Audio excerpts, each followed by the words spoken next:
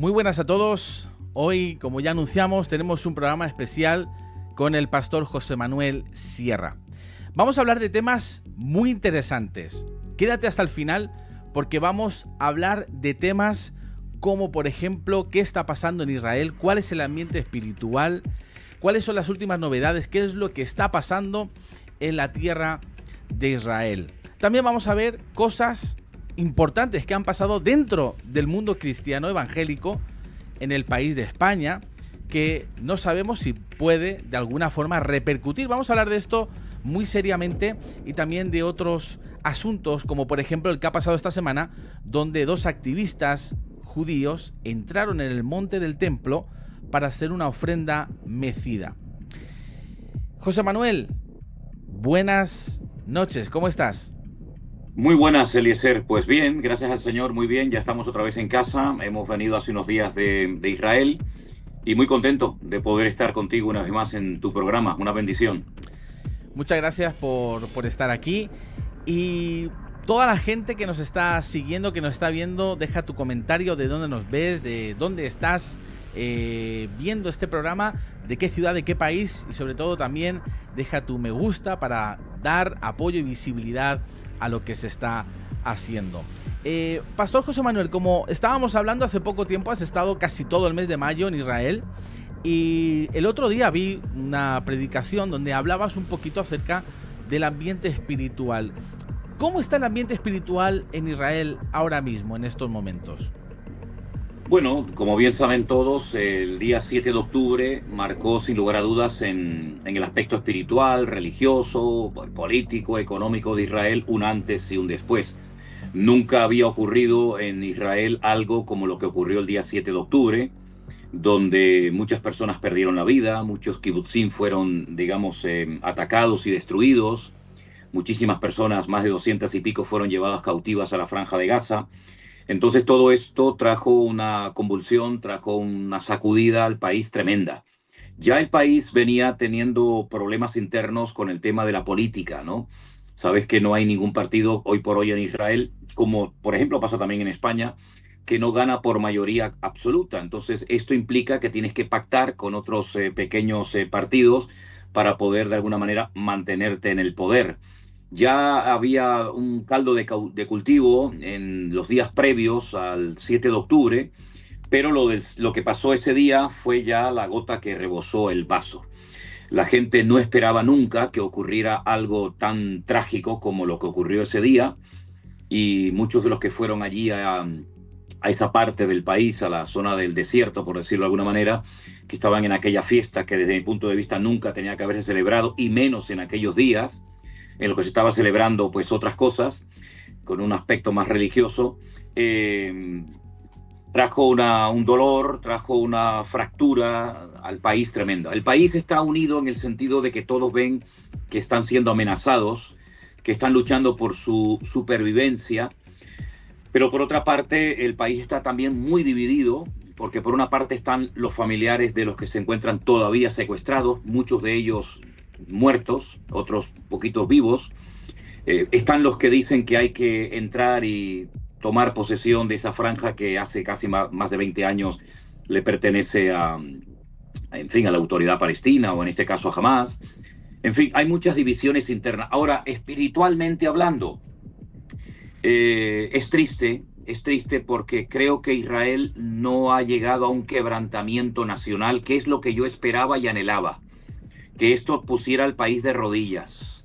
No ha sucedido así. De hecho, estando yo allí, pude ver en muchos carteles y en muchas paredes grafitis diciendo volveremos a bailar, volveremos a danzar. Y estando yo en Jerusalén se celebró otra fiesta nova, ¿vale? Lo cual quiere decir que desde mi punto de vista Israel sigue jugando con fuego. No es consciente del tiempo profético en el cual nos encontramos. Y he visto fiestas, macrofiestas, donde abunda la droga, el sexo, la bebida, de una manera tremenda. Luego, por otra parte veo que las congregaciones en Israel, tuve la oportunidad de predicar en esta ocasión en una de ellas, concretamente en una iglesia en Beersheba. No creo que estén tampoco siendo conscientes de lo que está ocurriendo y de lo que está pronto a ocurrir y no están cumpliendo con su papel de ser luz y de ser sal. Sé que lo tienen muy difícil, sé que hay mucha presión, sé que hay muchas reservas y muchos ataques, ¿verdad? Pero por otra parte, la iglesia tiene que despertar, sobre todo en Israel, donde es fundamental que los creyentes pierdan el miedo, porque también hay mucho temor, ¿eh? Yo he oído la palabra miedo en algunos hermanos que nos vinieron a visitar en el hotel donde estábamos, miedo a testificar, miedo a identificarte como cristiano por miedo a las repercusiones, pérdida de trabajo, etcétera. Por lo tanto, el ambiente espiritual de Israel está muy enrarecido y no está, repito, no está en su mejor momento, porque creo que Israel, el gran problema que tiene es la tremenda ceguera espiritual que le ha caracterizado durante muchos siglos, ceguera que está profetizada en la Biblia. El profeta Isaías dice que vendría una ceguera temporal a ese pueblo hasta que reconocieran al Mesías, y ese tiempo aún no ha llegado. Digamos que, para resumir, se ha producido efectivamente una restauración nacional, viniendo millones de de judíos de muchas partes del mundo, pero la restauración espiritual aún no se han producido, que eso es lo que hace falta para que Israel por fin reconozca el verdadero Mesías y no los falsos Mesías que sigue todavía reconociendo hasta el día de hoy. Eso es curioso también porque también vi que habían reconocido un Mesías que no es el Mesías. Pusiste una foto, Sí. como que habían carteles, ¿no? Cuéntanos acerca de este Mesías que ellos han reconocido, supuesto Mesías. Sí, bueno, este supuesto Mesías, este falso Mesías, hablando claro, es un tal Lubavitch que no nació en Israel, es de origen askenazí, que por cierto está muerto, y su fotografía aparece en muchísimos lugares. Prácticamente te la encuentras por todo el país, en farolas, en carteles, en muchas sinagogas, y lo reconocen como el Mesías. Incluso hablando con algunos de sus seguidores me decían que están esperando que en cualquier momento resucite. Entonces, es un señor que no cumple los requisitos bíblicos para ser reconocido Mesías, pero yo creo que por parte de algunos sectores es tan grande la desesperación, es tan grande la frustración que sienten, que bueno, que son capaces de nombrar a cualquier personaje con un poco de carisma o de influencia como el Mesías. Pero no cabe la menor duda de que una vez más, y no será ni la última, la primera ni la última vez, que Israel reconoce a un falso Mesías que por supuesto no tiene absolutamente nada que ver con el Mesías profetizado por los profetas en el Antiguo Testamento. El verdadero Mesías sigue sin ser reconocido en la gran mayoría del pueblo de Israel, aunque hay muchos hermanos nuestros y pastores y congregaciones, pero lamentablemente el problema principal y más grande que Israel tiene en este momento es que se niega a reconocer a Yeshua, al Señor Jesucristo, como el verdadero Mesías. Y todo, en cierto sentido, gira en torno a ese reconocimiento. Cuando llegue ese reconocimiento, pues las cosas cambiarán radicalmente. Pero todavía, lamentablemente, no podemos hablar de eso.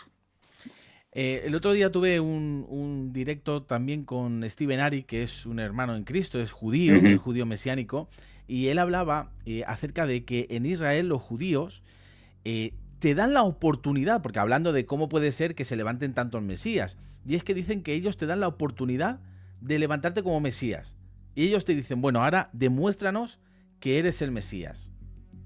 Ahora, con todas las profecías que hay, si este señor que han mencionado está muerto, ¿cómo puede ser que ellos sigan creyendo que es el Mesías? Bueno, tenemos un refrán, tú sabes que los refranes en España son muy, en fin, son muy conocidos, y uno de ellos dice que no hay peor ciego que el que no quiere ver. Ellos consideran que en cada generación nace un Mesías, que a veces el que es el supuesto Mesías se da cuenta, o a veces no, y ha vuelto otra vez a pasar. Pero no es la primera vez, Eliezer, no es la primera vez que Israel reconoce a alguien como Mesías. Incluso una vez reconocieron a uno, un tal Zibi, que después resulta que se convirtió al Islam. Es decir, peor imposible. Pero lamentablemente esto es lo que produce la desobediencia, el orgullo, la arrogancia, y cuando nos dejamos llevar más por libros, llámese Mishnah, llámese Talmud, etcétera, en vez de dejarnos llevar por lo que dice la palabra de Dios, pues podemos caer en errores terribles. Da igual si son judíos, cristianos o de cualquier otra rama de cualquier creencia. ¿Cómo crees que el pueblo judío va a despertar espiritualmente? ¿Cómo te imaginas, a la luz de la palabra, que este acontecimiento tan esperado, ¿verdad?, va a suceder? ¿Cómo será este momento? Bueno, el pueblo de Israel, la Biblia lo denomina pueblo de dura cerviz, lo cual quiere decir que Israel no es fácil de doblegarse. Israel no es fácil de dar su brazo a torcer. Date cuenta, por ejemplo, que Israel tuvo durante siglos, durante mucho tiempo, un grave problema con la idolatría. Y venían profetas, y venían castigos, y sequías, y hambres, y guerras, y no había manera.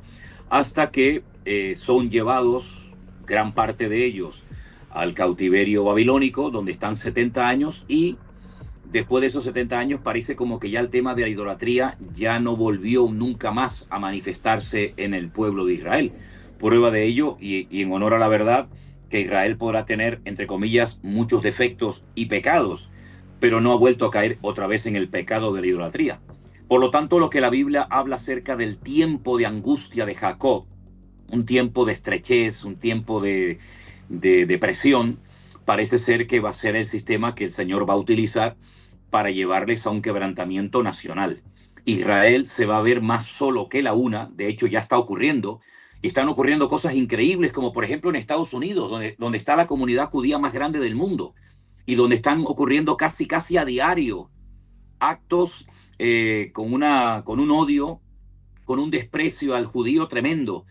Ayer un señor pegando carteles, hablando un poquito acerca de los hatufín, de los, ¿cómo se llama? De los secuestrados, pues fue atacado violentamente, le golpearon. Días atrás, otro fanático también había prendido fuego y había atacado a una serie de personas que estaban manifestándose a favor de los cautivos en Israel, en la Franja de Gaza. Estando nosotros allí, recibimos la terrible noticia de que un hermano nuestro en la fe, hijo de uno de los guías que nosotros hemos contratado en alguna ocasión, nuestro hermano Daniel, su hijo y su futura esposa, que se iba a casar dentro de muy poquito tiempo, había sido tiroteado a las afueras de un museo en la ciudad de Washington, en Estados Unidos, y la persecución contra los judíos se ha desatado en todas partes del mundo. Parece que estamos en plena guerra mundial, la Segunda Guerra Mundial. Actos vandálicos contra sinagogas, contra comunidades judías en Australia, Alemania, Francia, Italia, Estados Unidos. Todo esto va a provocar que miles, por no decir millones de judíos huyan a Israel, y allí es donde Dios les va a mostrar su poder, y allí donde van a reconocer que Jesús es el Mesías. Y cuando le vean venir en las nubes, según Zacarías capítulo 14, y verán al que traspasaron, harán gran lamentación. Sí, llegará un momento en el que habrá un reconocimiento nacional, pero eso va a llevar tiempo, porque Israel va a entrar en un callejón sin salida, y va a ocurrir lo mismo que cuando Noé estaba en el arca, que a la única dirección a donde podía mirar era hacia arriba, porque no había ventanas laterales, sino solamente una arriba, ¿no? Y el Dios de Israel va a ser el único que no les va a abandonar. Yo estoy plenamente convencido que toda esta fe, esta confianza tremenda que tienen en Trump, se van a llevar una gran desilusión.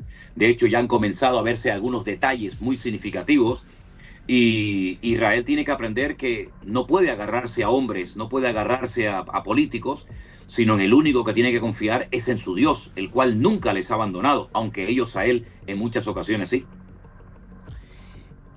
Ya que mencionas esto, me han venido dos cosas a la mente. Una fue algo que yo escuché en una de tus predicaciones, que yo pensaba, sinceramente, te voy a ser honesto, yo pensaba, digo, yo creo que está exagerando un poco, ¿no? Cuando tú hablaste hace no mucho tiempo, creo que un año, si no recuerdo mal, dijiste, bueno, tengan agua en casa, tengan alimentos, porque yo he soñado que va a haber un apagón, y va a haber un apagón que va a ser algo sin precedentes. Y yo no me puedo olvidar del lunes 28 de abril, cuando de repente estábamos en la oficina, se va la luz, empieza a salir humo por todas partes, los generadores empiezan a pasar, yo me voy para abajo a la ciudad, veo que tampoco hay luz, y yo digo, bueno, algo ha pasado en la ciudad, gordo, pero es que yo no tenía comunicación en mi teléfono móvil. O sea, la angustia que yo viví en ese momento, no porque no tuviera móvil, sino porque yo no sabía qué estaba pasando. Cuando yo voy y veo a los vecinos, todo el bloque de vecinos, bajo en la calle, asustados, alertados, diciendo qué está pasando, gritando unos con otros, un caos. Y habían 30 minutos donde nadie sabía nada. Pongo la radio, apagón nacional. Bueno, tú dices que yo a lo mejor exageré, pero las críticas y las burlas que yo recibí por aquellos comentarios fueron tremendos.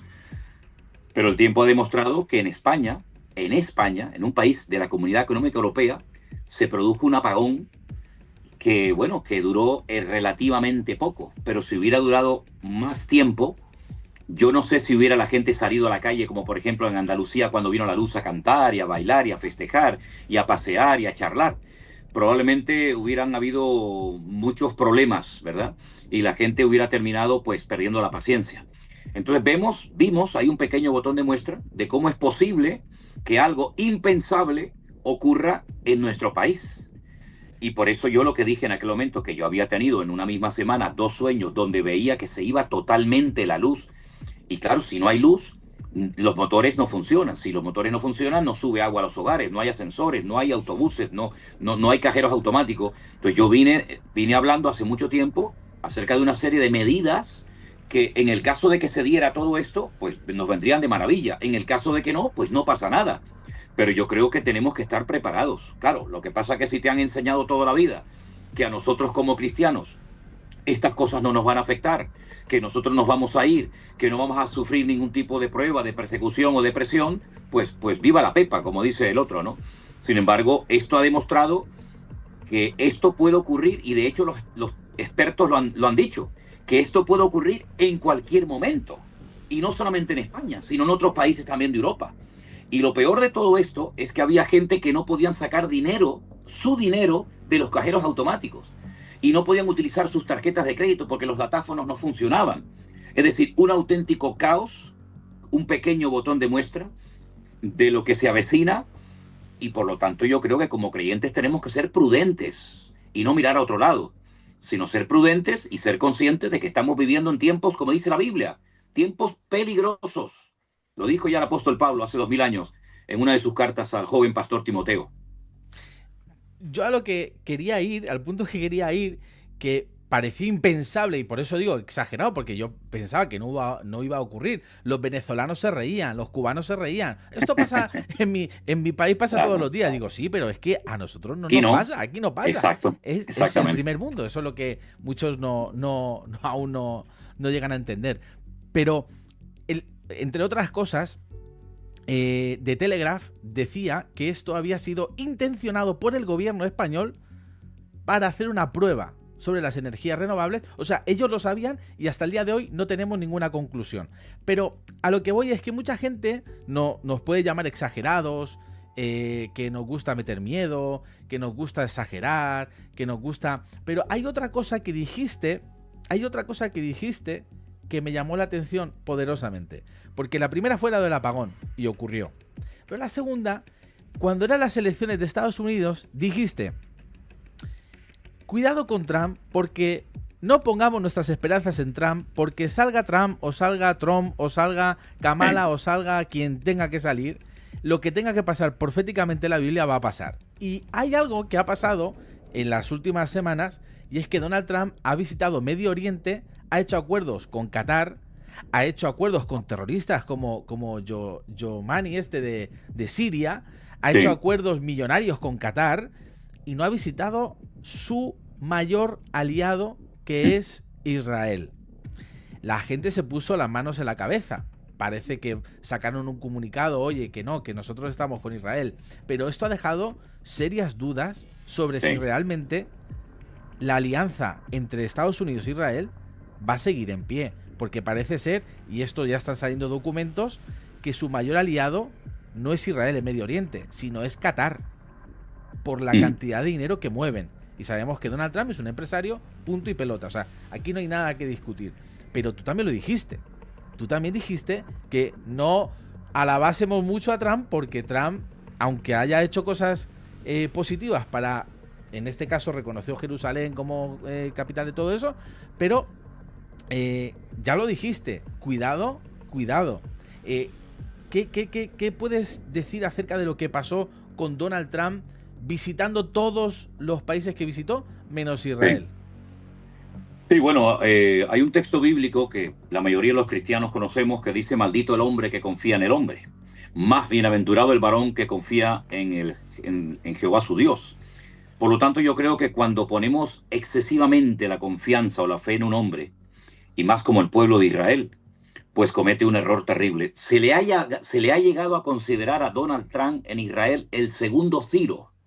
Sabes que Ciro fue aquel rey que favoreció la reconstrucción del templo de Jerusalén, etcétera, etcétera, y se le ha llegado a llamar el segundo Ciro.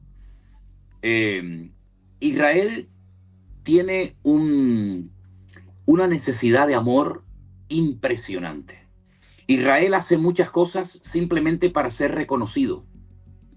Participa en fútbol, participa en Eurovisión, permite el Día del Orgullo Gay por sus calles, con un despliegue tremendo. Es decir, hace muchísimas cosas como para decir: oye, que nosotros somos como ustedes, que no somos raros, que no somos peligrosos.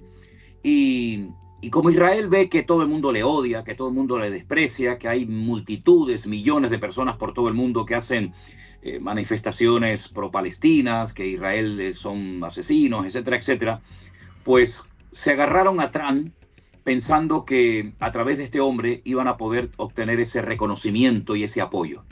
Ahora, reconocer a Jerusalén como la capital del Estado de Israel y trasladar la embajada de Tel Aviv a Jerusalén, hombre, pues no es un esfuerzo terrible que Estados Unidos lo va a sufrir en su economía. Realmente es un gesto muy bonito, muy interesante, muy importante, pero digamos que no le cuesta una gran suma de dinero a Estados Unidos.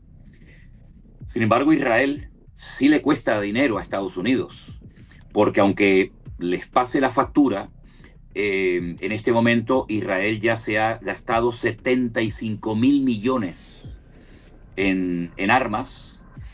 Estados Unidos ha ayudado muchísimo también a Israel con armas, con tecnología, etcétera. Por lo tanto, yo creo que Israel, y lo vuelvo a reiterar, y este programa queda grabado y el tiempo lo dirá, Trump es un empresario y el mundo lo que lo mueve lamentablemente es el dinero. El mundo no es movido por la fe ni por el amor. El mundo lo mueve el dinero. Y la raíz de todos los males es el amor al dinero. ¿Cómo es posible que un país como Qatar, que sabemos perfectamente a quién financia, y quiénes viven allí, que se han tenido que ir allí y viven a cuerpo de rey, cómo es posible que el presidente de los Estados Unidos acepte un regalo de un avión valorado en más de 400 millones de dólares? Era para decir: nosotros no queremos vuestros regalos, nosotros venimos aquí a solucionar un problema que empezó el día 7 de octubre y que todavía queda pendiente muchas cosas. Pues lo aceptó. Y no fue a Israel. Bueno, no fue a Israel, y yo creo que ahí hay un pequeño o un gran botón de muestra de que lo que mueve a Donald Trump es el dinero. Eso está más claro que el agua. Y por el dinero se hacen barbaridades, y por el dinero se traiciona, se manipula, se engaña, se mata o lo que haga falta. Aceptar regalos de gobiernos que están financiando el terrorismo es una incongruencia. Pero es que peor todavía cuando la gente sabe que en Qatar hay una base norteamericana. Hay una base norteamericana en Qatar. Es realmente impresionante. Y ahora, estos días he oído que el presidente de Siria, que hasta el otro día era un terrorista declarado, se va a ir ahora a la ONU a dar un discurso.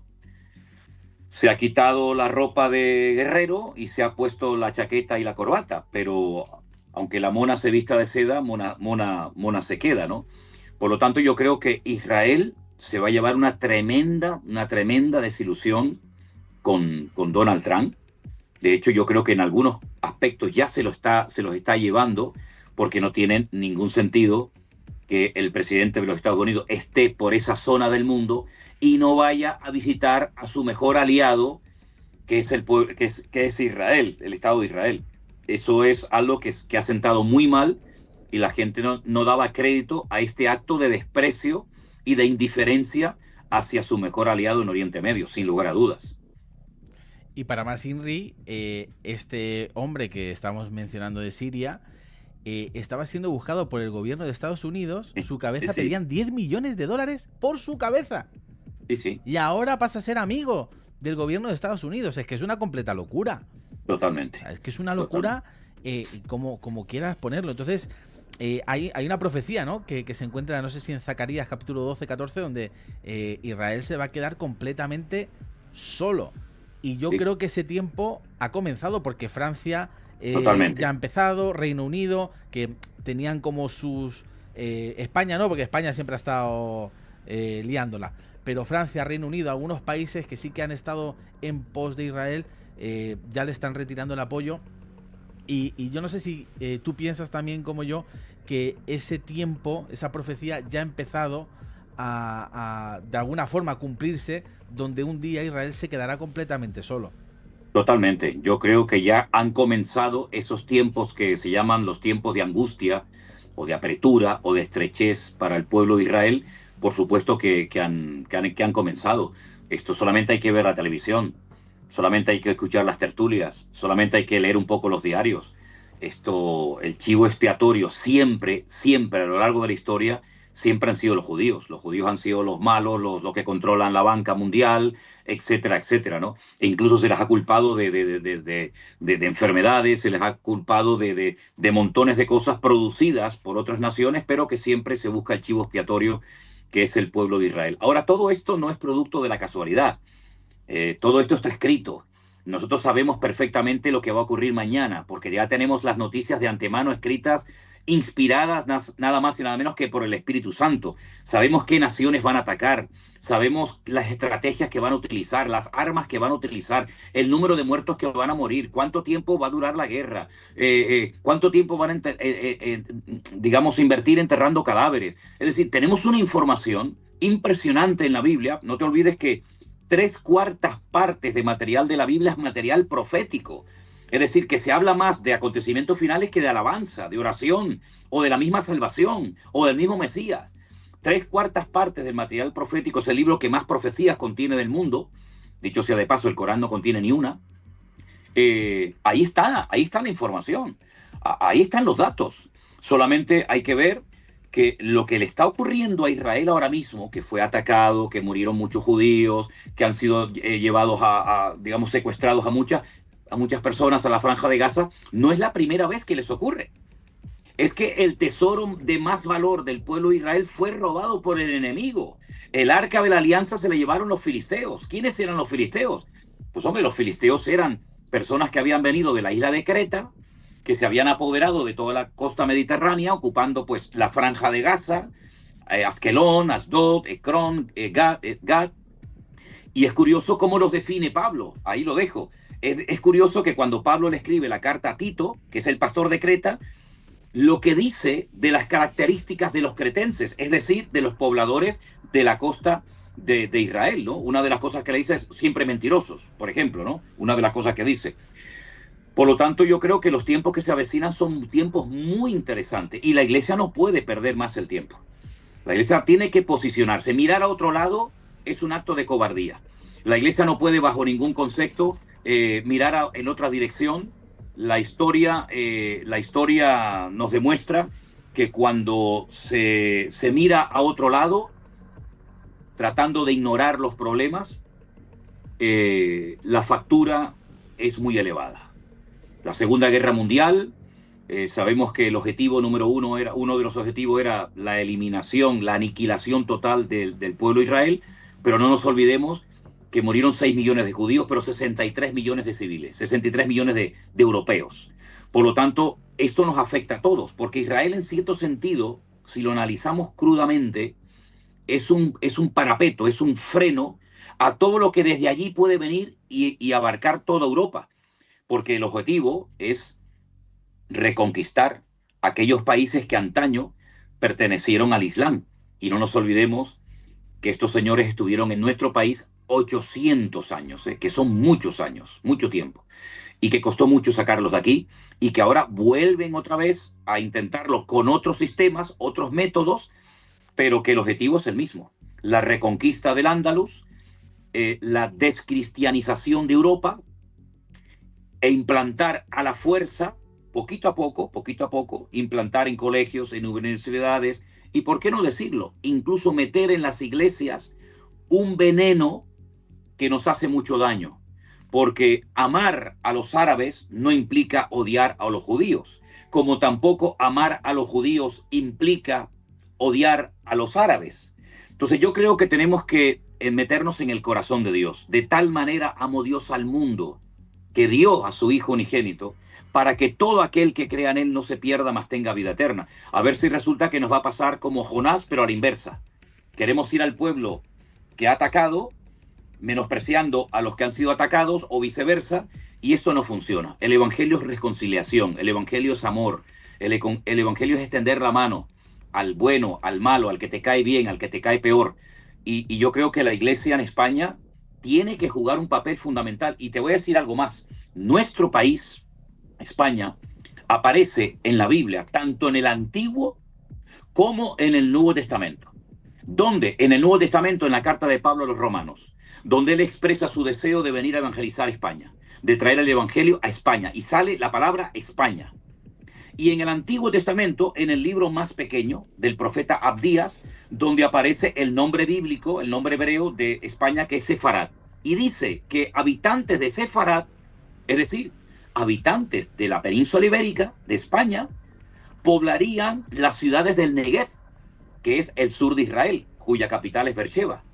Por lo tanto, yo creo que la iglesia evangélica española, y todo aquel que se considere hijo de Dios, tiene que entender el mensaje de Dios para estos tiempos y no interpretarlo desde la óptica de mi teología o de mi denominación. Porque si prevalece mi denominación o mis prejuicios por encima de la Biblia, tengo un gravísimo problema, que es lo que lamentablemente estamos viendo que está sucediendo.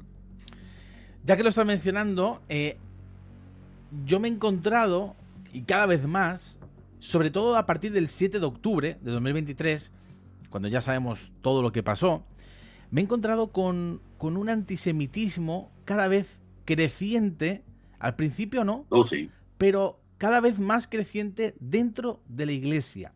Ya no solamente yo he intentado hacer entrevistas a historiadores cristianos, he intentado hacer entrevistas a geopolíticos y todos me han rechazado las entrevistas por un motivo: no están a favor de Israel. En una parte me sorprendió, en otra no, pero lo que más me sorprendió fue ver gente cristiana, pastores, amigos, gente, bueno, de nuestro entorno evangélico, que cada vez más está con esta idea de, no sé si decir odio, pero sí rechazo a Israel. ¿Por qué crees que la iglesia cada vez más está entrando en un pensamiento antisemita? Bueno, permíteme decirte que hace unos días hice con algunos de los pastores de nuestro ministerio un programa que está ahí colgado en nuestro canal. Y una de las cosas que dije es que una cosa es cuando actuamos por desconocimiento o por ignorancia, y otra cosa es cuando actuamos o predicamos o enseñamos algo con toda intencionalidad. Yo creo que ha llegado el tiempo de definirse. Las escrituras no dejan lugar a la neutralidad. O estamos con la verdad bíblica o nos hacemos cómplices de una serie de mentiras o de actuaciones completamente contrarias al espíritu cristiano. Que en las iglesias entre un espíritu antisemita, eso en un lenguaje que todos lo vamos a entender perfectamente, eso es pecado. El cristiano no puede ser ni antisemita, ni racista. El cristiano tiene que ser una persona que ame a todo el mundo. Amarás a tu prójimo como a ti mismo. O pregunto yo, ¿los judíos no son nuestro prójimo? ¿Quién es nuestro prójimo?, le preguntó alguien a Jesús. Nuestro prójimo es todo ser humano, blanco, negro, judío, palestino, árabe, musulmán, cristiano, católico, lo que sea. Es decir, cuando nosotros dejamos a un lado el amor de Cristo por las almas perdidas, igual de perdidos están en este momento los judíos que los no judíos, llámense palestinos o llámense de cualquier otra nacionalidad. Por lo tanto, si nosotros le damos lugar al rechazo hacia un pueblo, hacia una etnia, o hacia un país, eso es un pecado flagrante. Si eso no tiene excusa, lo mires como lo mires. Por otra parte, también quiero decir que hay mucho desconocimiento. Yo he conocido a muchísimas personas que hablan de Israel y nunca en su vida han hablado con algún creyente, han visitado Israel, han estado en alguna congregación de Israel, han hablado con pastores, han estado hablando con soldados que están haciendo su servicio militar, por ejemplo, en Israel. Nunca. Entonces hablan porque se dejan contaminar o envenenar por las noticias, por la televisión. Sin embargo, olvidan que, por ejemplo, del presupuesto nacional, y esto ha sido para muchos un escándalo, del presupuesto nacional de Israel, que tiene que estar destinado a carreteras, a hospitales, a colegios, etcétera, se ha separado 250 millones de dólares para ayuda a Gaza en comida. Comida que está entrando. La ayuda humanitaria, salvo unos pocos días, sigue entrando cientos de camiones, toneladas y toneladas cada día. La pregunta es, ¿y cómo no llega eso a manos del pueblo? Bueno, hay vídeos donde se ven a los miembros de este grupo terrorista, porque hay que decirlo así, que son capaces de apalear, son capaces de disparar contra sus propios hermanos, porque se llevan la comida a esos túneles que han costado cientos de millones de dólares. Es decir, la Franja de Gaza era un lugar maravilloso, Eliezer. Son más de 40 kilómetros de largo, de costa mediterránea, donde se podía haber hecho un paraíso, un buen puerto deportivo, un buen puerto para que atracaran los cruceros de lujo, un buen aeropuerto. Se podría haber explotado parte de la historia bíblica, porque allí pasó la historia de Dalila, de Sansón, etc. Se podían haber creado resorts, spas, hoteles de lujo sin ningún problema, y podían haber vivido de maravilla, no solamente por lo que recibieron cuando los judíos se fueron 100% de la Franja de Gaza, sino de los miles y miles y miles de millones que recibieron, incluidos de España, porque España también mandó muchos millones a Gaza. Entonces, en vez de construir por arriba, en vez de hacer un lugar maravilloso que podía ser visitado por millones de turistas de todo el mundo, incluidos lógicamente cristianos, dedicaron todo ese dinero a construir, pero por abajo. Se podían haber construido cientos de mezquitas, cientos de hoteles, de colegios. Se podían haber mejorado las infraestructuras. Pues no. Todo se ha invertido en túneles y túneles. ¿Cómo es posible que haya más de 750 túneles donde se han invertido miles de millones de dólares en hierro, en cemento, en hormigón, en arena, en personal, años y años y años? ¿Cómo es posible que hayan tenido miles y miles de cohetes, de misiles, de armas, de metralletas, cuando tenían la sartén por el mango y podían haber hecho un paraíso y hoy en día es un infierno? Es fácil echarle la culpa a los demás, pero yo me pregunto una cosa: ¿cómo reaccionaríamos nosotros si hoy vamos a nuestra casa y nos encontramos ocupas? ¿Cómo actuaríamos nosotros si encontramos a una persona que nos está rayando el coche? O nos ha secuestrado a nuestra hija, o se ha llevado a nuestro nieto y lo está torturando, sin darle agua, sin darle comida, amarrándolo, humillándolo cada día. ¿Cómo tenía que haber reaccionado Israel? Me dijo el otro día un señor de la Ferede, que yo llamé personalmente, y me dice, bueno, pero es que la guerra esta es muy desproporcionada. Y yo le dije, bueno, pues entonces, así como habéis tenido valor de escribirle y de dirigirle una carta y habéis mencionado con nombre y apellido al primer ministro de Israel, señor Benjamín Netanyahu, le tenéis que haber dicho que a partir de ahora los soldados que lleven arcos y flechas, o tirachinas, o piedras, para que fuera más proporcional. Proporcional no fue el ataque de los miles de cohetes que mandaron el 7 de octubre contra la Franja de Gaza. Proporcional no fue cuando mataron en cuestión de horas a más de 1.200 personas civiles, no soldados, Civiles, niños, familias enteras, abuelos, padres, madres, adolescentes, chicas que fueron violadas por docenas de estos salvajes sin escrúpulos, niños que fueron metidos dentro de microondas y asados vivos, personas que fueron decapitadas, que jugaron al fútbol con el seno de muchas mujeres judías que eran civiles, que estaban durmiendo en sus camas, cómo estrangularon a la familia vivas, a sus niños pequeños, de 1 o 2 añitos creo que tenían. Eso es lesa humanidad, eso es un delito terrible contra civiles. Eso, ¿cómo tenía que haber reaccionado Israel? Pregunto yo, ¿cómo tenía que haber reaccionado Israel? Diciendo, bueno, pues nada, nos aguantamos. O tenía que haber defendido a sus ciudadanos, tenía que haber tomado medidas. Y otra cosa muy importante, alguien dijo en una ocasión, estoy totalmente de acuerdo, si Hamas o los grupos terroristas que han dicho que quieren destruir, lo han dicho, es que no se ocultan, porque los nazis ocultaban pruebas, pero esto las han grabado y las han subido a las redes sociales, que es una paradoja tremenda. Los nazis, cuando sabían que estaban ya perdidos, comenzaron a quemar pruebas para que el mundo no se enterara de las atrocidades que habían cometido. Pero estos no, estos llevaban todo su cámara GoPro y la grabaron y estaban orgullosos y utilizaban el teléfono de las víctimas para llamar a sus madres, a sus seres queridos y decir, he matado a 10, he hecho esto, he hecho aquello. Se enorgullecían de esa barbarie que habían cometido. Entonces, el tema es que Israel no vende sus muertos. Israel respeta a sus difuntos. Los otros muchas veces hasta maquillan a personas que están vivas, haciéndoles creer al mundo que están muertas. Entonces, nadie está a favor de la guerra. Absolutamente nadie está a favor de la guerra. La guerra es un asco, la guerra es lo peor que puede ocurrir. La guerra es algo terrible porque todos pierden.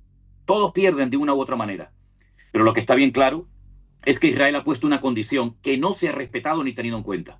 Devuélvanos a los secuestrados, los vivos y los muertos, porque de los 60 y tantos secuestrados que quedan todavía retenidos en la franja de Gaza, se calcula que no habrá más de 20 y tantos que están vivos, el resto ya están muertos. Israel ha dicho, devuélvanos a los muertos, dejen de atacarnos con misiles. Mira, yo hace unos días estaba haciendo un programa y de repente un hermano de Tel Aviv que me estaba hablando por aquí, pues se tuvo que levantar y meterse en el refugio, porque estaban lanzando cohetes tanto desde Siria como los hutíes desde Yemen. Entonces, no quieren soltar a los rehenes, porque saben que en el momento en el que suelten a todos los rehenes, se les acabó el negocio. Por cada rehén vivo o muerto, Israel ha llegado a soltar a más de 1000 presos manchados de sangre y con cadenas perpetuas. Eso no se dice, ¿verdad? La comida está en la franja de Gaza, pero la tienen retenidas estas personas y se niegan a darle de comer a su pueblo. Y siempre los judíos son los malos. El antisemitismo es pecado, es un espíritu que se ha metido en la mente. Mira, te voy a contar un ejemplo, Eliezer. Ayer recibimos un correo de una persona que nos visitó el domingo por primera vez en la iglesia. Nunca había entrado a nuestra iglesia. Casualmente yo el domingo estuve hablando pues de Israel y de lo que está pasando allí, etcétera, etcétera. Él escribe un correo, he quedado con él para mañana jueves, tener una reunión después del culto, donde dice que no sabe por qué toda la vida ha tenido un odio, un desprecio terrible contra los judíos y contra Israel.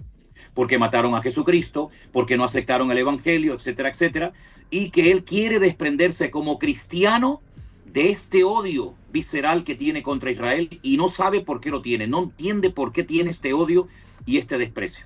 Pero sí sabe que el domingo el Señor lo llevó al culto para que escuchara otra campana y pide ayuda, y mañana vamos a hablar con él. Yo no tengo que convencer a nadie, ni soy embajador de Israel, ni mucho menos. Pero lo que está bien claro es que un creyente no puede odiar absolutamente a nadie. Porque si no parece que tenemos el espíritu de Jonás, que prefiero que me tiren al agua y perder la vida, pues antes de ir a predicarles el evangelio. O es que no son almas que necesitan a Cristo. Si están igual de perdidos que cualquiera que no tenga a Cristo en su corazón. Es decir, para mí esto es una vergüenza, que haya pastores y que haya creyentes que desprecien y que odien a otras personas por lo que hacen o por lo que dicen, cuando la Biblia nos dice que amarás a tu prójimo como a ti mismo. Este es el principal mandamiento, por supuesto, después de amar a Dios, ¿verdad? Creo que lo has explicado muy bien. Y creo que hay una parte muy importante en todo esto que hay que entender, porque hay algunos comentarios ahora mismo en el chat, en directos, que evidentemente, pues claro, cada uno tiene su opinión y siempre digo, cada uno puede poner su opinión, pero siempre con respeto, porque el respeto nos hace diferentes al resto. Por supuesto que, como ha dicho el pastor José Manuel, nadie está a favor de la guerra. Nadie quiere una guerra, y menos a civiles, menos a gente que no tiene nada que ver en el conflicto. Pero bien es sabido que los terroristas de Hamas se meten en hospitales, se meten en zonas donde hay civiles, y civiles además sensibles, y ahí se meten, se esconden, y entonces, claro, cuando ataca Israel, pues entonces es el malo porque ha atacado sitios donde habían civiles. Eso, Eliezer, está más que demostrado. Hay centenares de vídeos donde estos cobardes, asesinos, son capaces de meterse en una escuela de niños pequeños, en un jardín de infancia, en una mezquita, un lugar de culto sagrado, o en un hospital donde están siendo atendidos heridos por la guerra o por cualquier otro motivo, y son capaces desde ahí de escudarse y de lanzar sus misiles a donde sea, ¿no? Para hacer daño. No tiran misiles para decir aquí estoy, sino lógicamente para matar. Por lo tanto, a mí me gustaría preguntarle a la mayoría de la gente que siempre están con ese buenismo, si a ti te vinieran a atacar, ¿te dejarías matar? Si a ti te vinieran a secuestrar a tu esposa, a tu hijo, a tu hija o a tus nietos, ¿los dejarías que se los llevaran o los defenderías y serías capaz incluso hasta de dar tu vida por ellos? Si alguien me dice que los dejarían, que los atacaran y que se los llevaran, esa persona miente totalmente. Por lo tanto, lo que no puede permitirse bajo ningún concepto es que un grupo de asesinos que lo hacen todo por dinero, más que por ideales religiosos o políticos, es todo por dinero, así de claro, porque el dinero es lo que mueve el mundo, nos guste o no, pues que se lleven a niños, como se han llevado a niños pequeños, como se han llevado a abuelos, a gente enferma, cuando la Cruz Roja ha recibido los medicamentos para darle a esas personas y no han recibido absolutamente nada. ¿Dónde están las feministas? ¿Dónde están aquellos que defienden los derechos humanos? Porque claro, defendemos los derechos humanos ¿de quién? De una parte. Entonces, yo no entiendo esa defensa de los derechos humanos. Tenemos que defender los derechos humanos de todos, no de los que nos caen bien y atacar a los que nos caen mal, porque ya para eso tenemos a los periodistas de España. Nosotros como cristianos tenemos que ponernos a favor del Evangelio y yo creo que, como dijo alguien, el silencio de los cristianos, esta frase es espectacular, el silencio de los cristianos duele más que el grito de los inconversos. Y no disfracemos de neutralidad la cobardía y lo que llamamos la prudencia. Aquí hay que decantarse y ser valientes. Y claro, lógicamente hoy en día no es popular. Ahora, el famoso grito que es el que ha sustituido el Heil Hitler, el del río hasta el mar, Palestine Free, Palestina libre. Ok, ¿libre de qué? ¿Libre de qué? ¿Libre de la ocupación judía? ¿Y cómo los vamos a echar? No, como dijo alguien, los tiramos al mar. O que se vayan a sus países. ¿A qué países se van a ir? ¿Se van a ir 7, 8 millones de judíos a Francia, a Alemania, a España, a Irán, a Arabia Saudita, a Pakistán?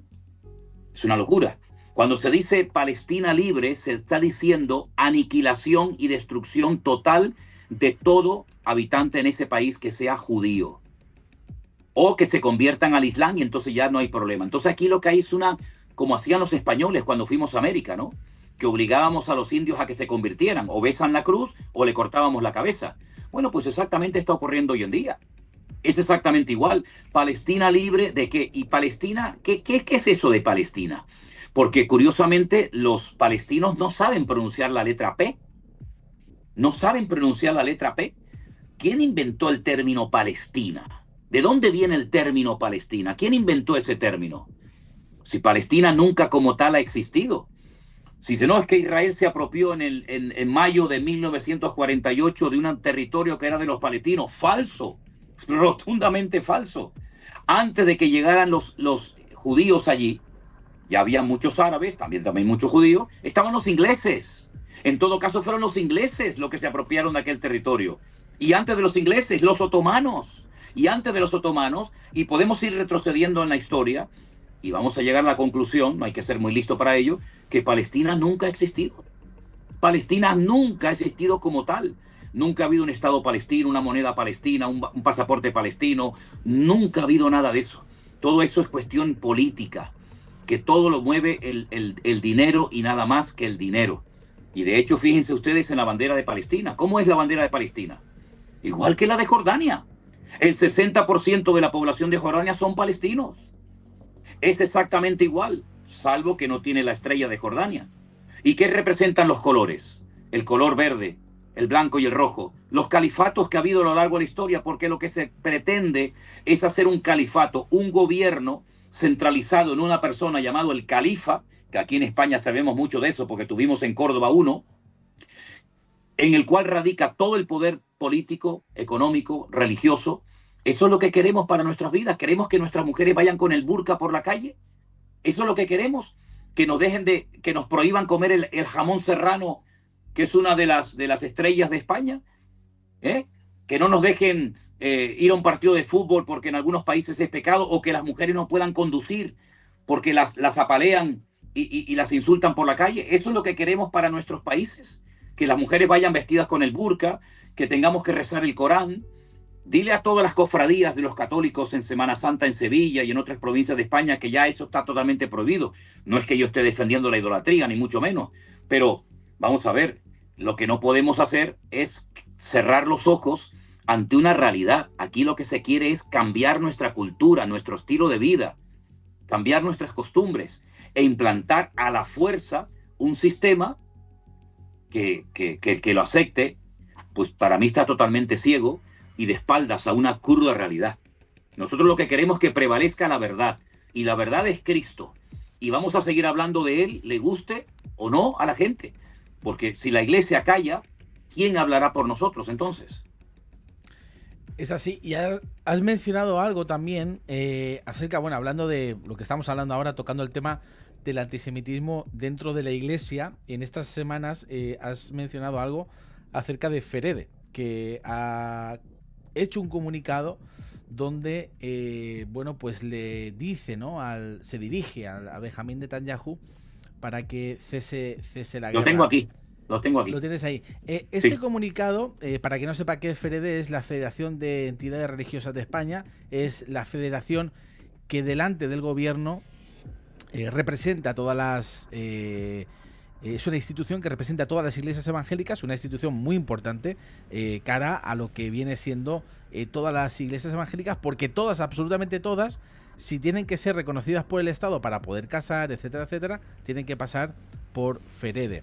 Entonces, ¿cuál ha sido este comunicado? ¿Qué es lo que ha pasado, Pastor? Bueno, este comunicado se mandó el día 28 de mayo de este año 2025. ¿Vale? Sobre la situación humanitaria en Gaza, y pone aquí también en Ucrania. El presidente es Esteban Muñoz y la secretaria es Carolina Bueno Calvo. Yo recibí este comunicado y lo leí, y ellos dicen, dentro de otras muchas cosas, que expresan su profunda preocupación por la crisis humanitaria que afecta a la población civil de la Franja de Gaza. Es interesante notar que cuando estuve el año pasado en Israel, en los hoteles en donde nos quedábamos, habían cientos de familias, niños, bebés, etcétera, abuelos, personas enfermas, en los hoteles porque habían tenido que dejar sus casas en todo el norte de Israel porque estaban siendo bombardeados noche y día permanentemente por otro grupo terrorista llamado Hezbollah. Y muchos de ellos perdieron todo, sus granjas, sus animales, sus casas, sus coches, etcétera. Y también eso es población civil, no son soldados, es población civil, pero esta profunda preocupación de esta gente, pues la expresa por la crisis humanitaria que afecta a la población de la Franja de Gaza y no por otros, como te acabo de mencionar ahora. Nos conmueve profundamente como cristianos y como ciudadanos comprometidos con la justicia, con la paz y con la dignidad humana, pero la paz y la justicia y la dignidad humana para todos, no para un sector. Entonces hay un momento en el que se dirigen desde la Ferede en estos términos al primer ministro de Israel. Desde la FEREDE hacemos un llamamiento urgente. No sé, esta gente cómo se atreve a hacer esto, porque no es con todo el consenso de las iglesias evangélicas, porque serán como unas 600 más o menos las que están ahí, y en España hay más de 4.000 y pico de iglesias. Pero bueno, hacemos un llamamiento urgente al gobierno de Israel y en particular, y aquí viene para mí lo grave, al primer ministro Benjamín Netanyahu, para que detenga los ataques militares que continúan causando un número inaceptable de víctimas civiles y para que se garantice la entrada inmediata y sin restricciones de ayuda humanitaria esencial para la población gazatí. Asimismo, reiteramos la necesidad que se imponga un alto al fuego real y duradero que permita no solo el cese de las hostilidades, sino también la reanudación de negociaciones serias que conduzca a una paz justa, sostenible, tanto para israelíes como palestinos, basadas en el respeto mutuo, la justicia y los derechos humanos. Yo, honestamente, yo creo que esto es un documento político. Además, te voy a dar un dato significativo. El otro día, el presidente de España se tuvo en un lugar, creo que fue en Turquía, una reunión donde él hablaba a favor de la creación del Estado palestino, es decir, premiar a los terroristas después de las barbaridades que hicieron, regalándoles un Estado. Es algo increíble, ¿no? Pero si tú lees o si tú escuchas lo que dijo en ese discurso público el presidente de España, te lo puedo mandar después cuando quieras, con este documento de la FEREDE, es igual. Es exactamente igual. Claro, no aparece el término cristiano ni nada de esto, pero es exactamente igual. Entonces, primeramente, nosotros como cristianos evangélicos, ya lo dijimos hace unos días en un programa que hicimos, no nos sentimos representados por esta gente. Segundo, esta gente no le pidió permiso a los pastores y a las iglesias que estamos en la FEREDE para hacer este comunicado. A mí nunca me pidieron mi opinión. Tenían que haber llamado a pastores de diferentes denominaciones, tal vez a los más importantes, lógicamente, para pedirles su permiso o su autorización. Dicen que recibieron presión o que una serie de iglesias o de pastores les dijeron que tenían que hacer un comunicado como lo había hecho días atrás la conferencia episcopal. Fíjate tú, lo que me interesa a mí, el comunicado de la conferencia episcopal. Ahora ya es el colmo que para nosotros los cristianos evangélicos la conferencia episcopal me la pongan como ejemplo. Ya eso es el colmo, vamos. Pero lo curioso de todo esto es que se lanzó este documento sin consultar con ninguno de nosotros, por razones humanitarias, por razones de amor, pero es que esta gente no se ha dado cuenta que representan al conjunto de las iglesias evangélicas que estamos en la FEREDE. No representan solamente a un sector. Yo soy consciente de que hay pastores y hay iglesias que están totalmente en contra de todo lo que tú y yo estamos hablando en esta tarde. Soy consciente de ello. Vivimos en un país libre, cada uno puede, desde el respeto, expresar sus opiniones. Pero oiga, es que usted solamente se ha puesto a favor de un bando, no a favor de todos los cristianos evangélicos que formamos parte de la FEREDE. Y un dato más, esta gente que están en la FEREDE reciben subvenciones del Estado español. Eso hay que decirlo, ¿eh? Y el que paga manda. Eso siempre se ha dicho y lo sabemos. Reciben mucho dinero del gobierno español, y no solamente eso, sino que cada iglesia tenemos que pagar cuotas mensuales para que la FEREDE funcione. Entonces, vamos a ver, ni nos sentimos representados, y pregunto, ¿con qué derecho han hecho esto estas personas? Esta gente tiene que pedir disculpas, esta gente tiene que pedir perdón, porque en este documento se oculta muchas cosas. Se habla de Ucrania, pero no se menciona, por ejemplo, a Putin. Parece que hay miedo, hay miedo. Expresan una profunda preocupación, pero ¿por quiénes? ¿Por los desplazados? ¿Por los miles de familias que han perdido todo en el norte de Israel y que ahora no tienen nada? ¿Por los que han perdido sus casas y a sus seres queridos en los kibutzim del sur de Israel? ¿Expresan su profunda preocupación y su amor por los que están secuestrados en este momento? ¿Por las familias que han perdido a sus hijos? ¿Por Israel, que también lo está pasando mal?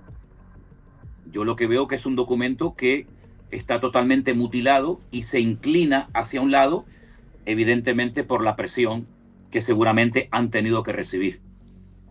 Por lo tanto, este es el documento que esta Federación de Entidades Religiosas Evangélicas de España ha enviado y nosotros dijimos en nuestro programa, y aprovecho a estar aquí contigo para decir que nosotros no nos sentimos representados en este momento por esta gente, y es el colmo que esta gente haya asumido un poder tan grande, porque no hay otra federación, lamentablemente, si no me iba ahora mismo, que haya tenido tanto poder que parece que si ellos no te dan una serie de documentos no puedes casar, no puedes hacer esto, no puedes hacer aquello. Eso es un monopolio del poder total y absoluto. Esto es una dictadura religiosa disfrazada de evangelio.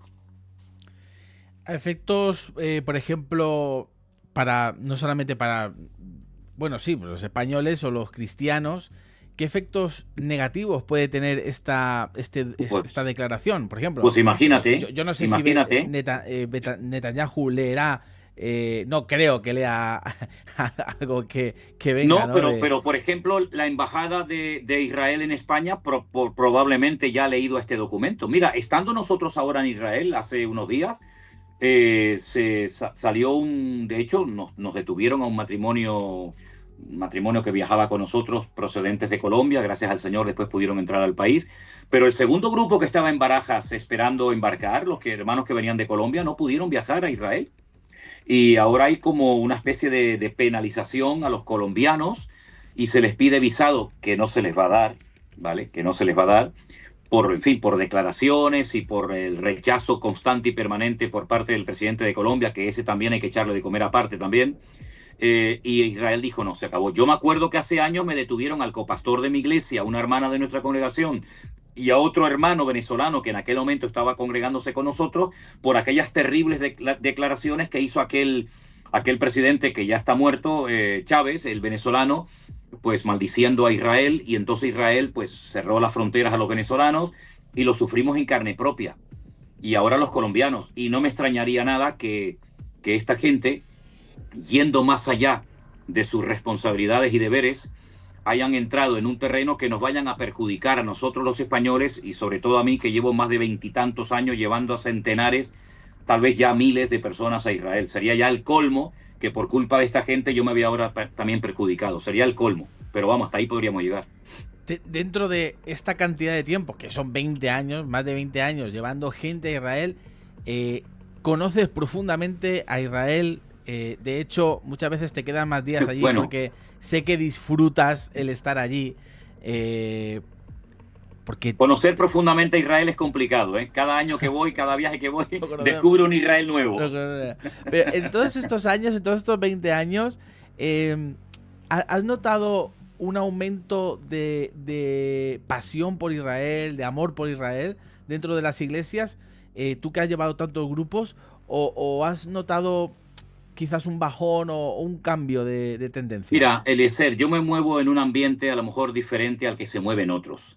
La gente viene conmigo a Israel porque saben que yo amo Israel, tengo hermanos, tengo amigos en Israel hace muchos años, y para mí es un privilegio y un gozo el poder estar en ese lugar enseñándoles a los hermanos que van la Biblia. Mira, en todos estos años que te puedo hablar de, no sé de cuántos, pero de muchos grupos, nunca he conocido a un hermano que me haya dicho o que haya comentado a otras personas: he perdido mi tiempo, he perdido dinero, no sé para qué vine aquí. Al contrario, la última noche, cuando nos despedimos todos en una reunión donde tomamos testimonios y tal, de qué les ha parecido la experiencia, lo que más les ha gustado, etcétera, etcétera, todos siempre dicen: comenzaremos a ahorrar y a orar para que el Señor el próximo año nos permita volver a Israel. De hecho, esta mañana recibía un correo, un WhatsApp de unos hermanos de Ecuador, de la ciudad de Arequipa, creo que es,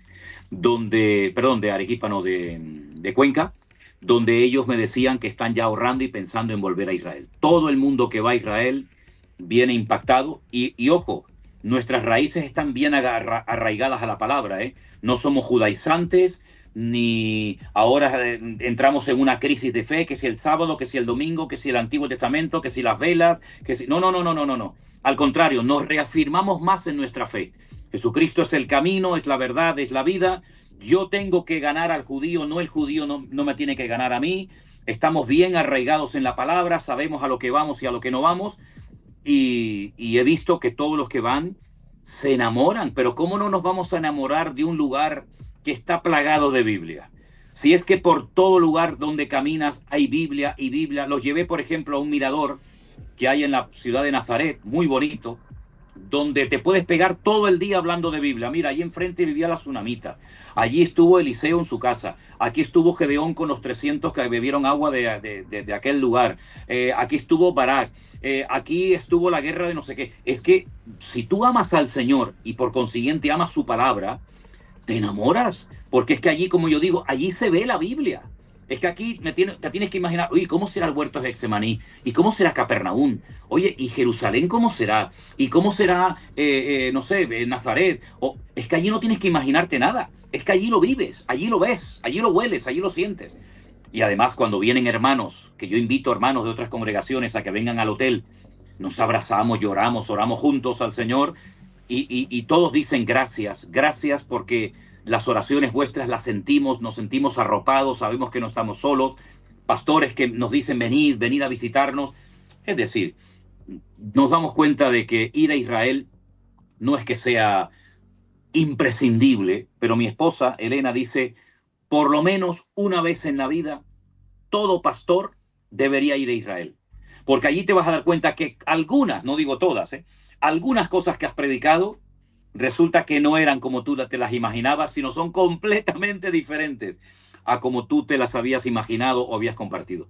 Por lo tanto, es una inversión, es un empujón a la fe, es un seminario intensivo de una semana, donde la gente aprende en una semana lo que a lo mejor no han oído en toda su vida, después de haberse congregado en una o en varias congregaciones.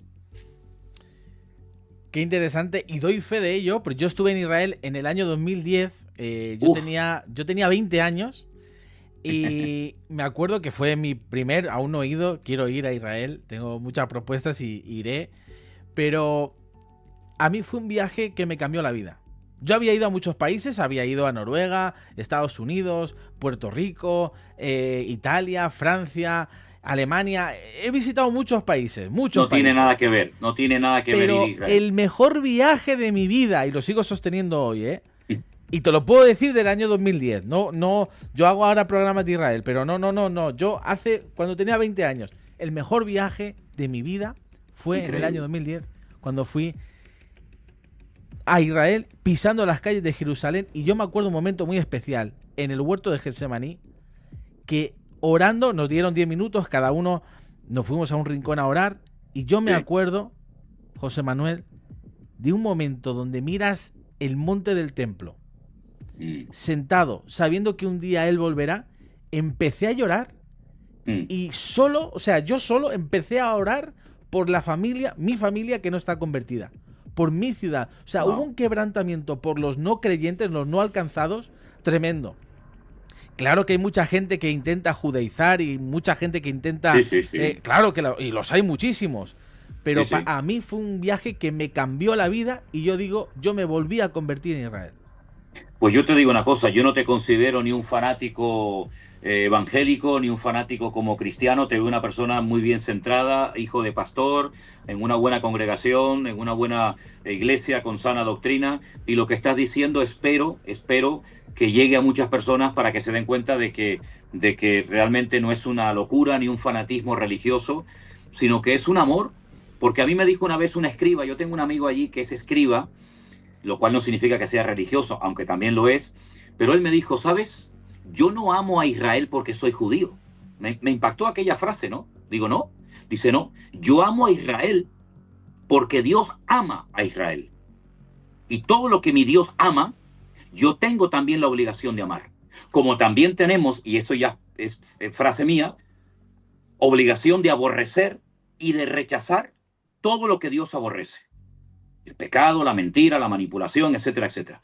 Por lo tanto, si Dios ha demostrado con creces, y tenemos muchos pasajes en la Biblia, donde Dios ha amado a ese pueblo, a esa panda de esclavos, como diría alguien, que nadie los quería y que iban a ser totalmente destruidos y asimilados en Egipto, y les daba la posibilidad de salir de allí, de tener un país, etcétera, etcétera, pues, ¿cómo no voy yo a amar lo que mi Dios y mi Señor ama?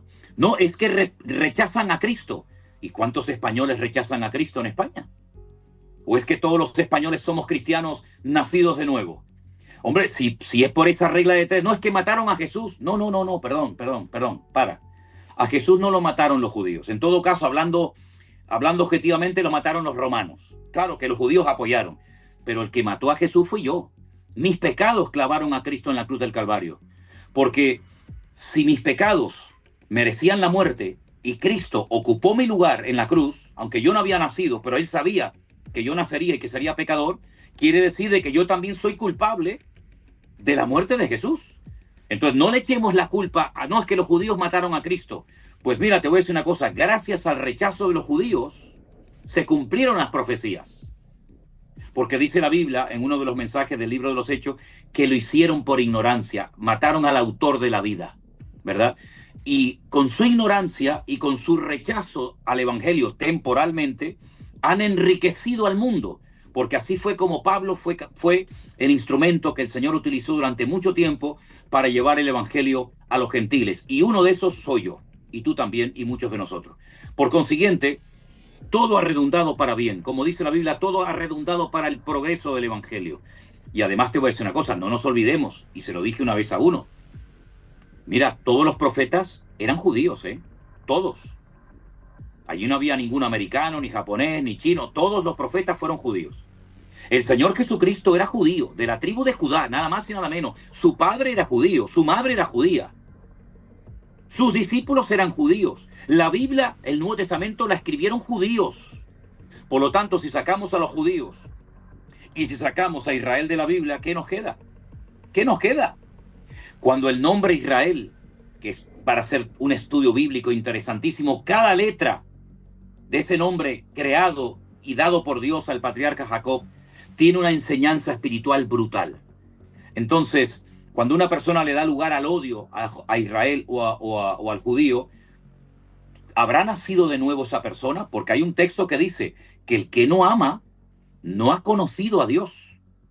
El que no ama no ha conocido a Dios, porque Dios es amor. Ya sería otro tema para tratar otro día.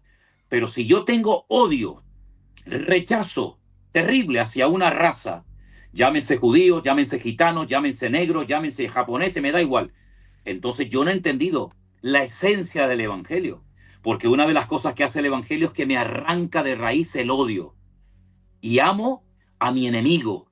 ¿O es que Jesús no terminó diciendo en la cruz del Calvario, Padre, perdónalos porque no saben lo que hacen? Si fueron los judíos los que los estaban crucificando, pidió perdón al Padre por ellos. Por lo tanto, el gran problema de la iglesia hoy en día no es el antisemitismo ni la falsa doctrina, es la falta de amor.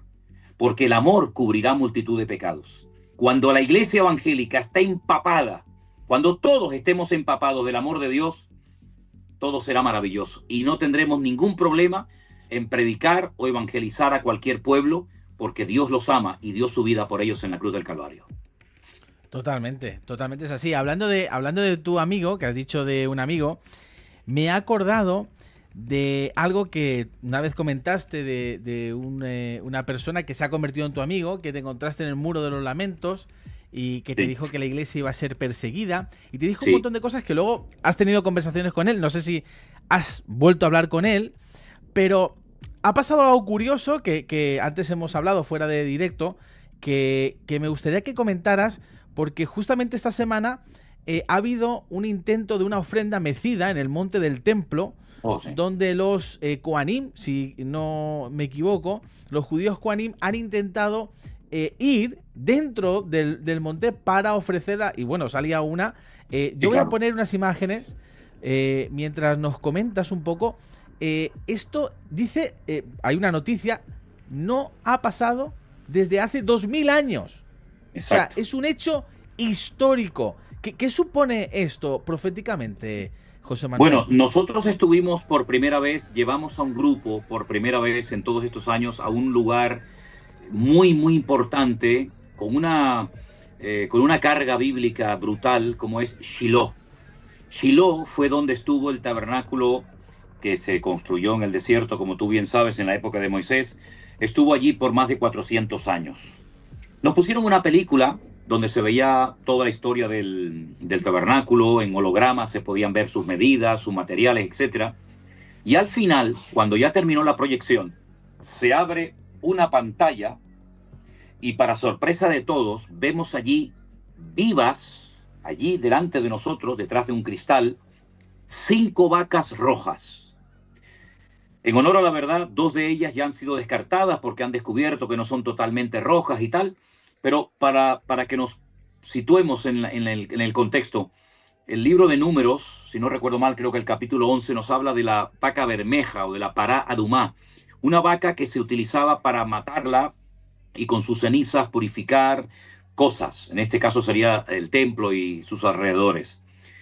Como han visto que las cosas se están produciendo con una velocidad pasmosa, que han aparecido las famosas vacas rojas para dichos sacrificios y tal, pues estos muchachos, en un acto de temeridad total y absoluta, se han atrevido a subir ahí arriba a hacer algo que no corresponde hacer, sino que va a traer más problemas que otra cosa.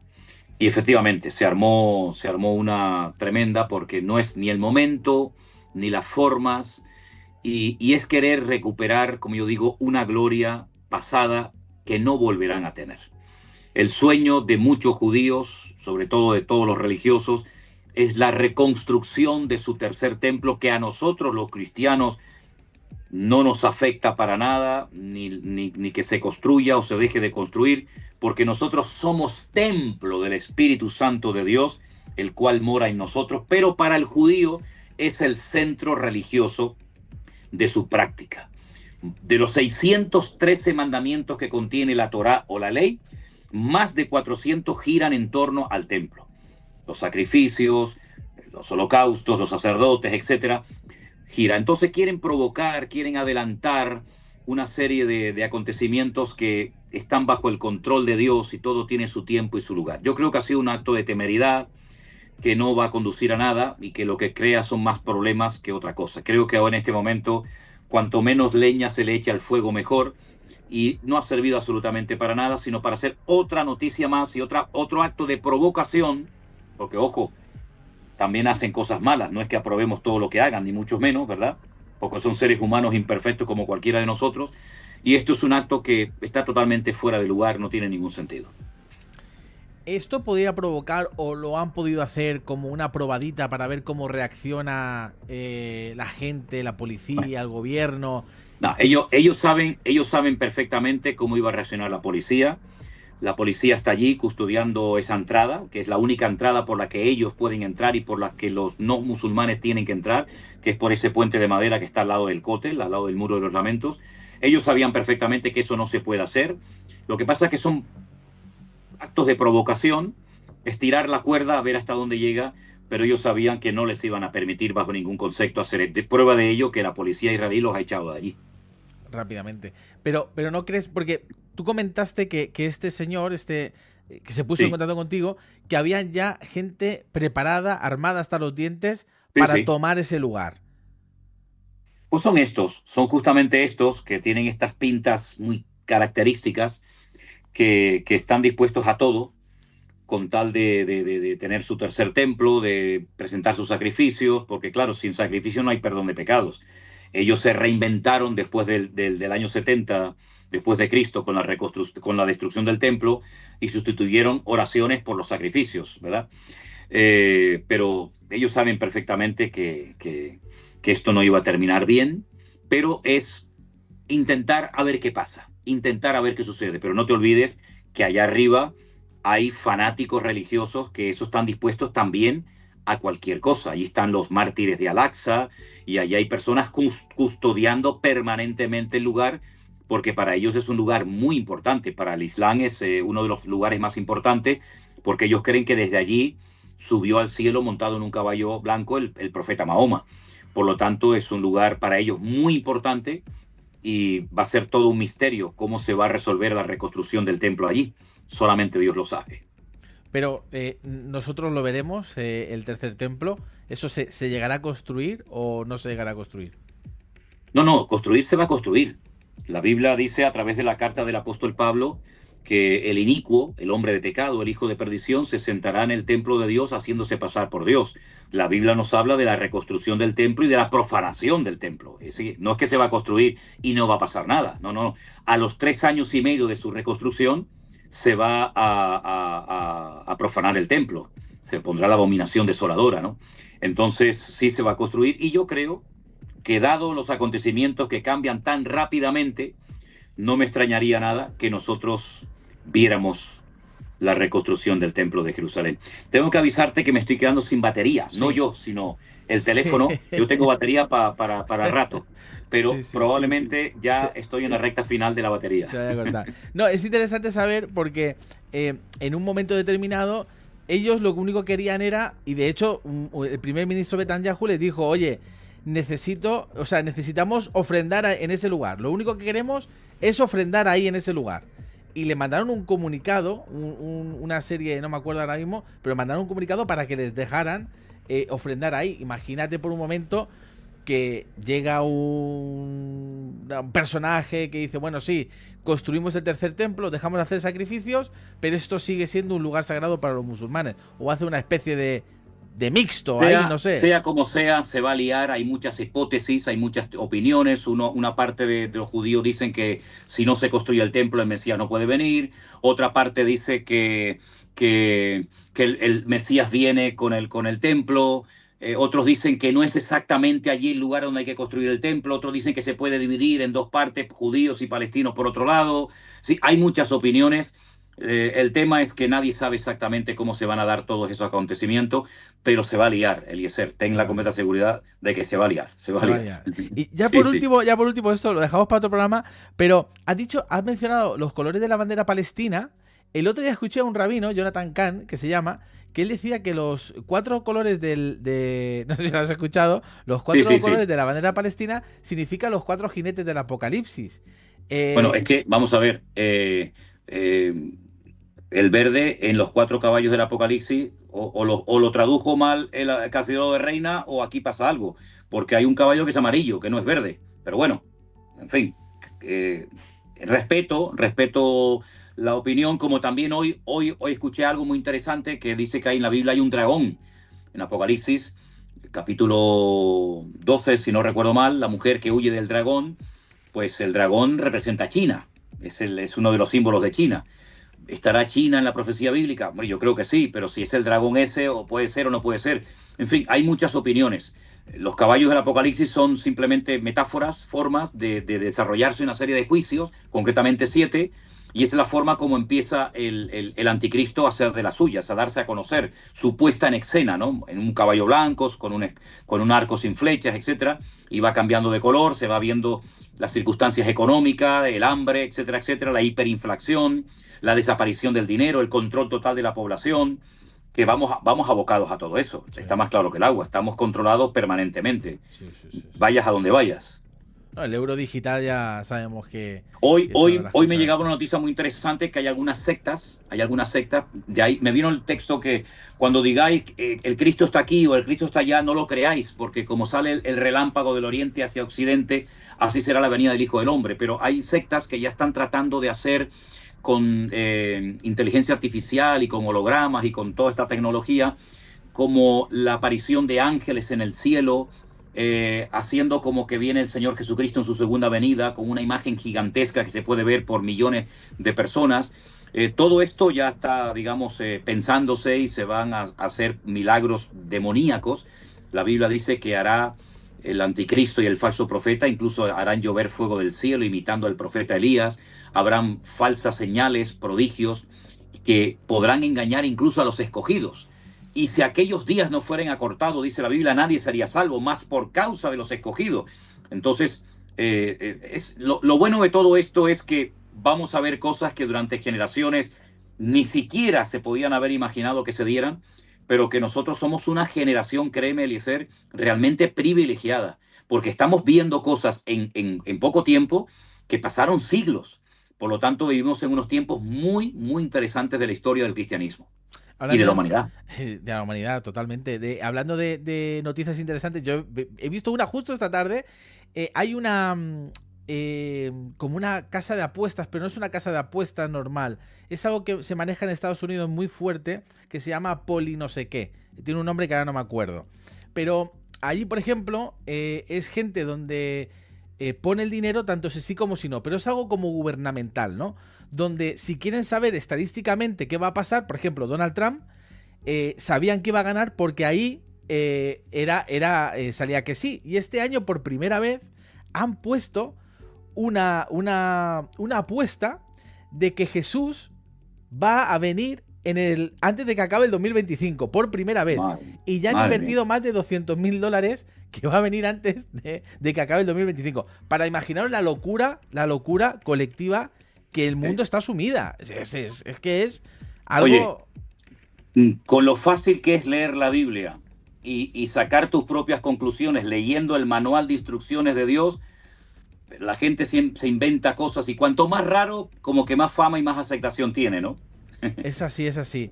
Bueno, José Manuel, muchas gracias por tu tiempo, gracias por estar aquí, de verdad que ha sido una bendición tremenda. Creo que ha sido un programa muy interesante, hemos hablado de cosas muy interesantes. Yo no he leído los comentarios porque solamente te tengo en pantalla a ti, pero bueno, ya leeré los comentarios porque imagino que habrá habido de todo, ¿no? Pero bueno, como tú podrás comprender, con la edad que tengo y a estas alturas de mi vida, honestamente, los comentarios a favor o en contra... A mí yo ya he aprobado los exámenes, no tengo que demostrar ya a estas alturas nada, ¿no? Totalmente. Bueno, José Manuel, muchísimas gracias. Un abrazo. Que el Señor te veo prontito por tu tierra. Y nos vemos pronto en Alicante. Que el Señor te bendiga mucho. Claro que sí. Un abrazo, hermano querido. Chao, bendiciones. Chao. Bueno, ahí tenéis al pastor José Manuel, que ya se ha despedido de nosotros. Ha sido una bendición poderlo tener en este directo. Y ya sabes, suscríbete si no lo has hecho, dale me gusta, si te ha gustado todo lo que hemos hablado en este directo, dale me gusta y ya sabes, suscríbete y compártelo con más amigos porque estoy convencido de que va a ser una gran bendición escuchar todo lo que hemos escuchado. Un abrazo y que Dios te bendiga mucho. Bendiciones.